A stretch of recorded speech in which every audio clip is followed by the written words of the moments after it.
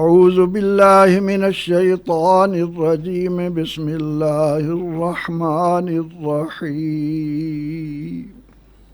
وَيُعَذِّبَ الْمُنَافِقِينَ وَالْمُنَافِقَاتِ وَالْمُشْرِكِينَ وَالْمُشْرِكَاتِ الظَّانِّينَ بِاللَّهِ ظَنَّ السَّوْءِ عَلَيْهِمْ دَائِرَةُ السَّوْءِ وَغَضِبَ اللَّهُ عَلَيْهِمْ وَلَعَنَهُمْ وَأَعَدَّ لَهُمْ جَهَنَّمَ وَسَاءَتْ مَصِيرًا وَلِلَّهِ جُنُودُ السَّمَاوَاتِ وَالْأَرْضِ وَكَانَ اللَّهُ عَزِيزًا حَكِيمًا صدق اللہ العظیم۔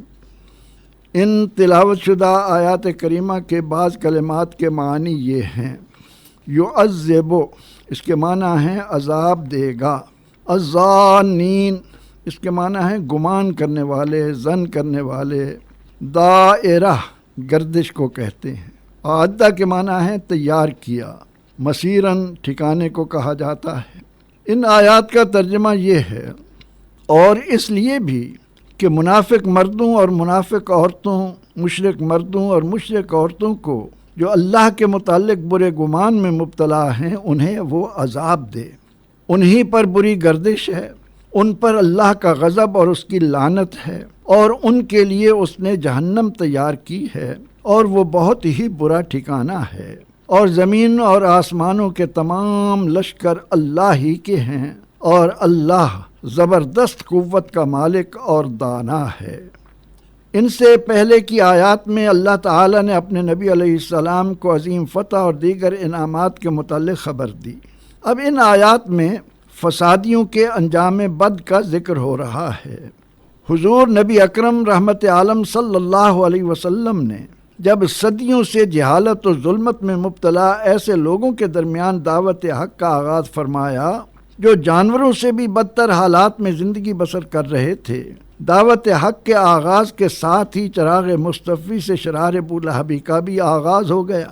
اور یریدون لیطفئوا نور اللہ بافواہہم، پھونکوں سے نور الہی کے بجھانے کے آرزو مند پوری قوت کے ساتھ مقابل آ گئے، اور ظلم و ستم اور جبر و استبداد کی وہ مثالیں قائم ہوئیں کہ جن پر انسانیت ہمیشہ شرماتی رہے گی۔ واللہ متم نورہ ولو کرہ المشرکون، مشرکین کی ناپسندیدگی اور ان کے شر و فساد کے باوجود نور الہی یعنی دین اسلام اپنے عروج کی منزلیں طے کرتا چلا گیا۔ مشرکین مکہ، آس پاس کے قبائل، یہود مدینہ اور منافقین کے تابڑ توڑ حملوں اور سازشوں کے باوجود اہل ایمان رسول اللہ صلی اللہ علیہ وسلم کی پر نور قیادت میں مسلسل پیش قدمی کرتے رہے، یہاں تک کہ بدر، احد اور خندق اور دیگر مہمات کے باوجود دشمنان اسلام کی کمر مسلسل ٹوٹتی چلی گئی۔ وہ وقت آیا کہ اللہ کے رسول علیہ السلام نے اہل ایمان کی بیت اللہ سے محبت کی تڑپ کو بھانپ کر عمرہ کی ادائیگی کا مصمم ارادہ فرما لیا، اور اپنی 19 سالہ محنت کا ثمر 1400 کے قریب صحابہ کرام رضوان اللہ علیہ مجمعین کو ساتھ لے کر مکہ کی جانب چل نکلے۔ حدیبیہ کے مقام پر مکہ کے حالات کا جائزہ لینے کے لیے پڑاؤ ڈالا۔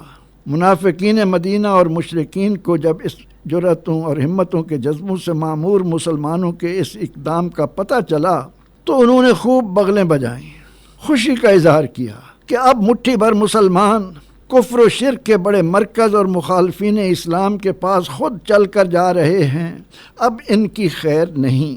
جو لوگ بڑھ چڑھ کر مدینہ پر چڑھائیاں کر رہے ہیں، اب وہ ان کو گھیرے میں لے کر معاذ اللہ ان کا نام و نشان مٹا دیں گے۔ مگر انہیں معلوم نہ تھا کہ دین عطا کرنے والا، محمد عربی کو اپنے وجود کی سب سے بڑی دلیل بنانے والا، زمین و آسمانوں کو بغیر نمونے کے بنانے والا حی و قیوم اللہ کتنا طاقتور ہے۔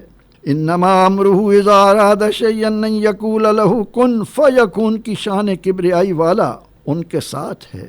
وہ اپنے محبوب سے وعدہ کر چکا ہے، واللہ یعصمک من الناس سیکفیکہم اللہ، سارے جہانوں کے مخالفین اسلام بھی جمع ہو کر آ جائیں تو آپ کا بال بھی بیکا نہیں کر سکتے۔ انہیں معلوم نہ تھا کہ اللہ کا اعلان ہے، ان ینصرکم اللہ فلا غالب لکم، اللہ کی مدد فتح و نصرت کا کامل نشان۔ اللہ فرماتا ہے، اے محبوب صلی اللہ علیہ وسلم، صلح کا یہ معاہدہ اس نقطہ نظر سے بھی آپ کے لیے فتح مبین ہے کہ اس کی بدولت منافق مرد و عورت، مشرک مرد و عورت، سب کے سب جو اللہ جل شانہ و عم نوالہ کے متعلق طرح طرح کی بدگمانیوں میں مبتلا ہیں، ان کی سرکوبی کا بھی وقت آن پہنچا ہے۔ اس معاہدے کی بدولت سب مخالفین اسلام پہچانے جائیں گے۔ اب یہود کے بعد ان کی باری ہے۔ تیرا پروردگار و مددگار اللہ اب ان منافق مردوں اور عورتوں، مشرک مردوں اور مشرک عورتوں کو اللہ کے بارے میں بدگمانیوں کی سزا دینے میں کبھی نہیں جھجکے گا۔ دنیا میں بھی ان کی ذلت و رسوائی اور شکست فاش کی صورت میں انہیں ذلت ہوگی، اور آخرت میں جہنم کے شدید ترین عذاب کے ساتھ یہ سزا دیے جائیں گے۔ چنانچہ دنیا میں اہل مدینہ نے دیکھا کہ کس طرح ایک ایک منافق کو بے نقاب کیا گیا۔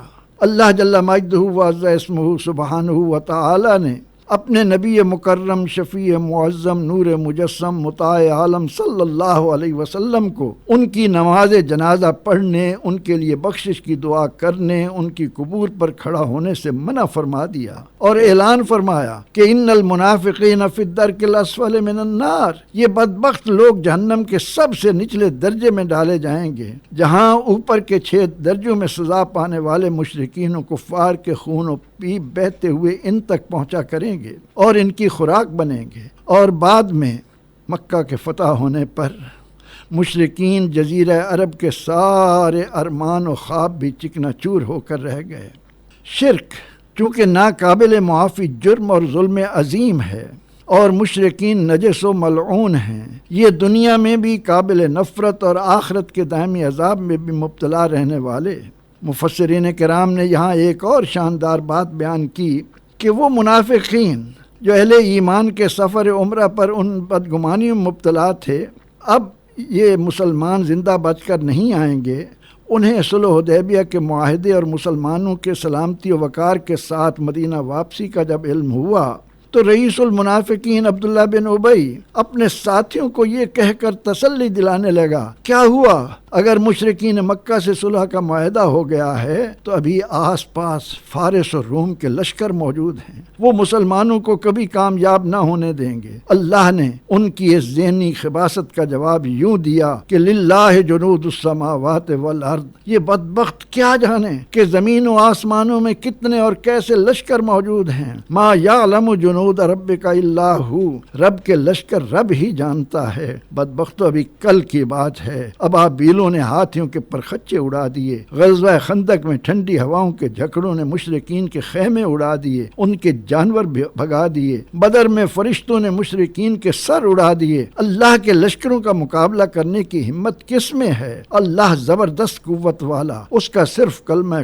کن قوم لوط کی بستیوں کو تہس نہس اور آتش نمرود کو گل و گلزار بنا دیتا ہے۔ ان آیات میں رب قدیر و عظیم و حکیم نے منافقین و مشرکین، مرد اور عورتوں سب کو اپنے غضب و قہر سے آگاہ کیا، انہیں عذاب دینے اور ہمیشہ بدترین ٹھکانے میں گلنے سڑنے کا بتایا، اور واضح کیا کہ اولاد آدم یہ جان لے کہ پروردگار عالمین جہاں زبردست طاقت و قوت کا مالک ہے، وہاں وہ دانا بھی ہے، اور وہ بر وقت لوگوں کو مطلع کر رہا ہے کہ وہ سنبھل جائیں اور اپنے اپنے انجام کے متعلق خود فیصلہ کر لیں کہ وہ کس جانب تیزی سے بڑھ رہے ہیں۔ پروردگار عالمین ہمیں اس کتاب ہدایت سے کما حق مستفید ہونے اور بہتر انجام سے دوچار ہونے کے قابل بنائے، آمین۔ وآخر دعوانا ان الحمد للہ رب العالمین۔